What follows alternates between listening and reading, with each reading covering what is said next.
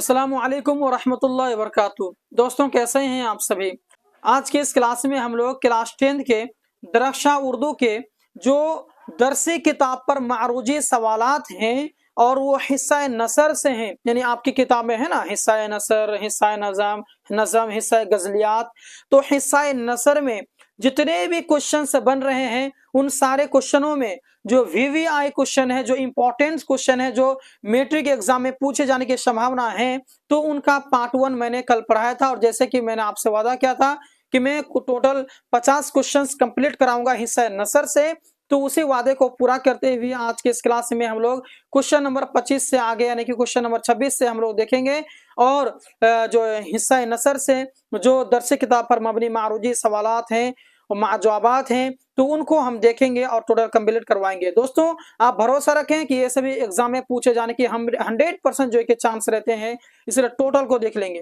उर्दू का ये पीडीएफ आपको चाहिए तो दिए गए नंबर अभी जो आपकी स्क्रीन में शो रहा है उस नंबर पर कांटेक्ट करके ये पीडीएफ भी आप ले लेंगे और उससे तैयारी करेंगे।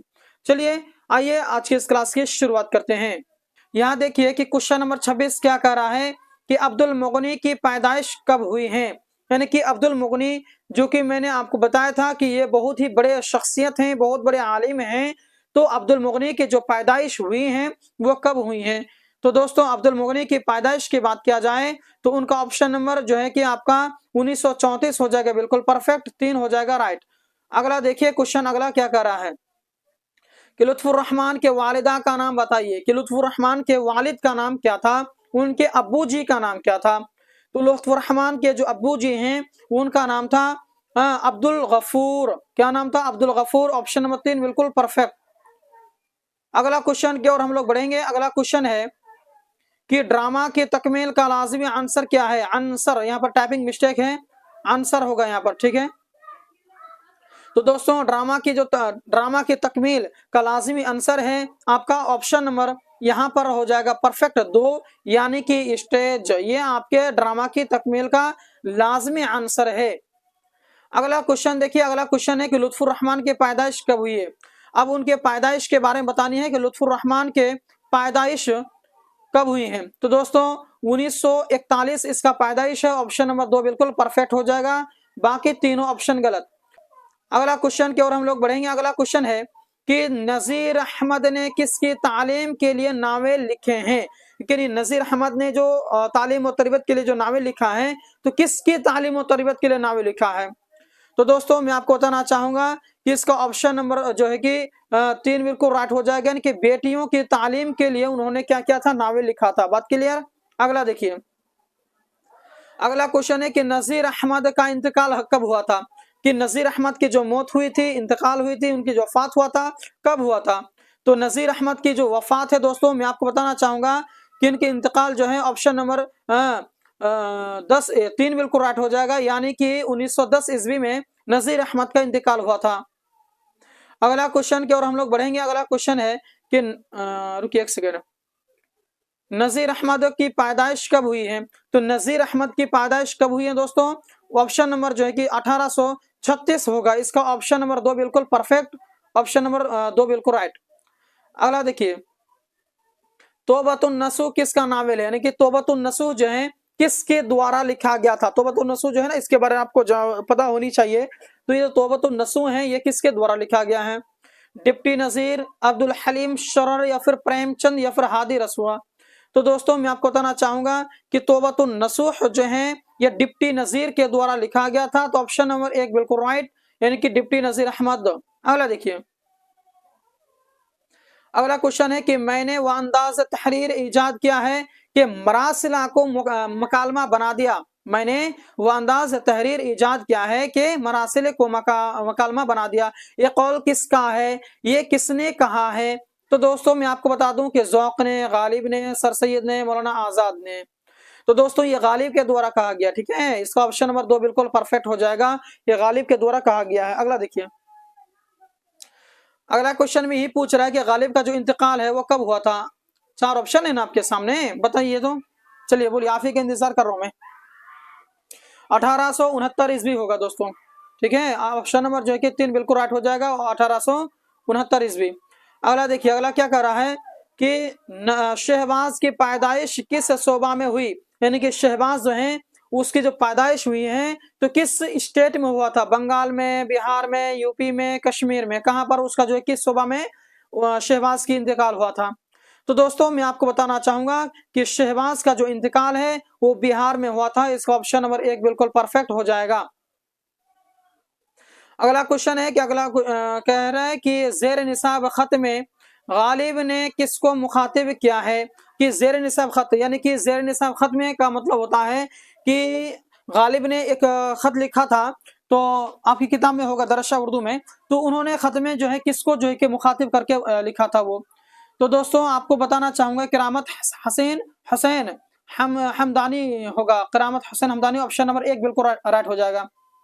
अगला क्वेश्चन है कि शहबाज की पैदाइश कब हुई है, तो शहबाज की जो इंतकाल है वो कब हुआ था। तो दोस्तों मैं आपको बताना चाहूंगा कि शहबाज की जो वफात हुई थी, सॉरी पैदाइश हुई थी, वो 1860 में हुई थी। ऑप्शन नंबर 2 बिल्कुल इसका परफेक्ट हो जाएगा।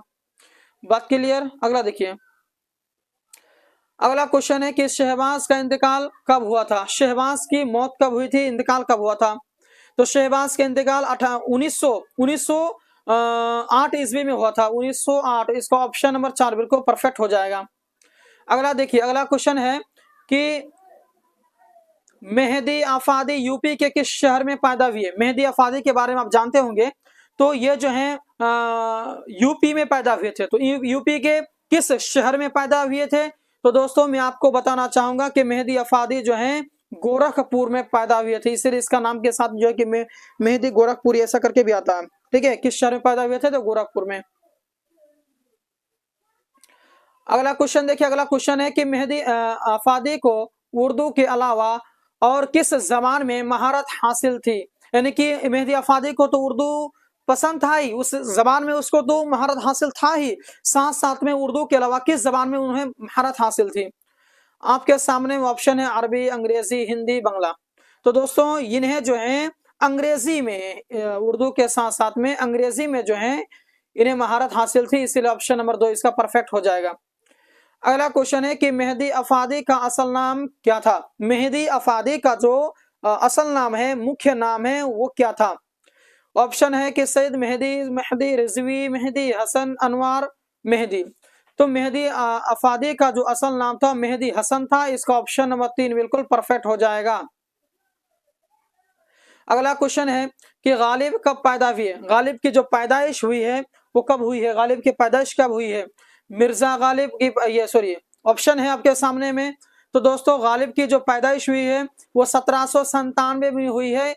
इसका ऑप्शन नंबर जो है कि आपका 1 परफेक्ट हो जाएगा। अगला है कि मिर्जा गालिब की पैदाइश किस शहर में हुई थी। आपके जो कि दिल्ली में हुई थी, आगरा में, रामपुर में, लखनऊ में। तो मिर्जा गालिब की जो पैदाइश हुई है दोस्तों मैं आपको बताना चाहूंगा कि वो आगरा में हुई है, तो इसका ऑप्शन नंबर 2 परफेक्ट होता है।